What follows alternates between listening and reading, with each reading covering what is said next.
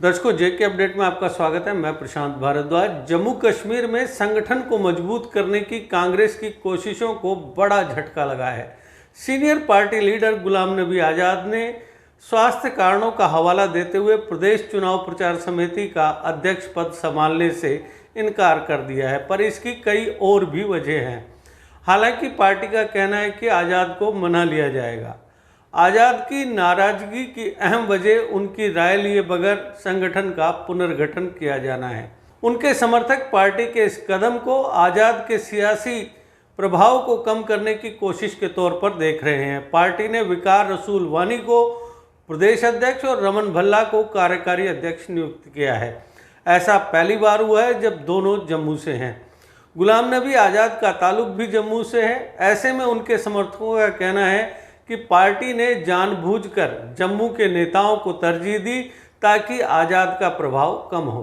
हालांकि वकार रसूल आज़ाद के भरोसेमंद माने जाते हैं। इसके साथ आज़ाद को लगता है कि प्रदेश प्रचार समिति के अध्यक्ष का पद उनके कद के मुकाबले बहुत छोटा है।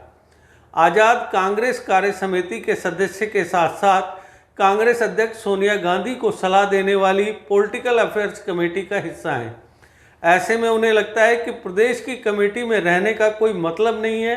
उनकी नाराजगी की एक वजह यह भी है कि प्रदेश समितियों के पुनर्गठन में उनकी कोई राय नहीं ली गई। जमीनी नेताओं को नज़रअंदाज किया गया। साथ ही कमेटी का अध्यक्ष बनाने की घोषणा से पहले उनको भरोसे में नहीं लेने की वजह से भी आज़ाद नाराज हैं। उनके करीबियों का कहना है कि घोषणा से पहले उन्हें भरोसे में लेना चाहिए था। आज़ाद के करीबी यह भी चाहते हैं कि पार्टी उन्हें मुख्यमंत्री पद का उम्मीदवार घोषित करे। प्रदेश में अगले साल चुनाव हो सकते हैं।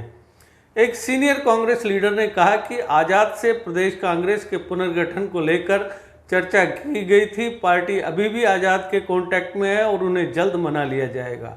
मुख्यमंत्री पद के उम्मीदवार के बारे में उन्होंने कहा कि सबसे वरिष्ठ नेता होने के नाते गुलाम नबी आज़ाद इस पद के लिए पूरी तरह योग्य हैं, पर यह फैसला वक्त पर लिया जाएगा। कांग्रेस सूत्रों का कहना है कि गुलाम नबी आज़ाद ने अपनी इस नियुक्ति को डिमोशन के तौर पर देखा था। इसकी वजह यह है कि वह पहले ही अखिल भारतीय राजनीतिक समिति के मेंबर हैं। इसके अलावा वह पूर्व सीएम भी हैं और केंद्रीय मंत्री समेत कई महत्वपूर्ण पदों पर रह चुके हैं। गुलाम नबी आज़ाद के अलावा उनके कई समर्थकों ने भी इस्तीफे दे दिए हैं। ऐसे में माना जा रहा है कि गुलाम नबी आज़ाद ने अपनी नियुक्ति को जिम्मेदारी मिलने से ज़्यादा डिमोशन के तौर पर देखा था। गुलाम नबी आज़ाद उन 23 नेताओं में शामिल रहे हैं जिन्होंने सोनिया गांधी को 2 साल पहले पत्र लिखा था और संगठन में बड़े बदलावों की मांग की थी। गुलाम नबी ने ऐसे मौके पर कांग्रेस को झटका दिया जब पार्टी जम्मू कश्मीर में अपने संगठन को दोबारा खड़ा करने की कवायद में जुटी है। पिछले महीने ही जम्मू कश्मीर के प्रदेश अध्यक्ष गुलाम अहमद मीर ने अपने पद से इस्तीफा दे दिया था। उनकी जगह पर वकार रसूल वानी को अब ये जिम्मेदारी दी गई है।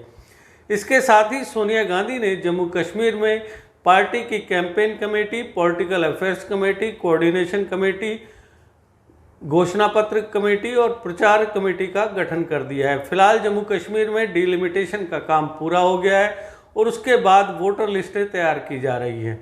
वोटर लिस्ट तैयार किए जाने के बाद चुनाव की तैयारियां शुरू की जाएंगी। कहा जा रहा है कि इस साल चुनाव होना मुश्किल है, लेकिन अगले साल के शुरुआती महीनों में चुनाव हो सकते हैं। इलेक्शन कमीशन की ओर से वोटर लिस्ट के पब्लिकेशन की लास्ट डेट 25 नवंबर फिक्स की गई है। दरअसल गुलाम नबी आज़ाद पार्टी के असंतुष्ट नेताओं में शामिल हैं। उनकी दावेदारी राज्यसभा के लिए भी थी, पर पार्टी ने उनकी दावेदारी पर विचार तक नहीं किया। हालांकि पिछले कुछ माह में असंतुष्ट गुट कुछ कमज़ोर हुआ है। कई नेता अब इस समूह में नहीं हैं। उसके बावजूद आज़ाद जैसे कद के नेता को अगर कोई जिम्मेदारी सौंपी गई है तो उस जिम्मेदारी को नकारना शायद यही एक वजह है अहम कि वो ये सोचते हैं कि उनका पार्टी ने डिमोशन किया है।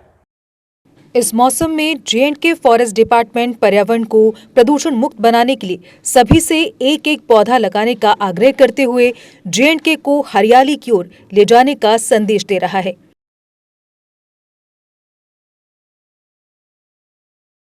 जे.एंड.के फॉरेस्ट डिपार्टमेंट का कहना है कि इस मॉनसून में सभी सहयोग देकर जे.एंड.के को ग्रीनरी की ओर ले जाएं।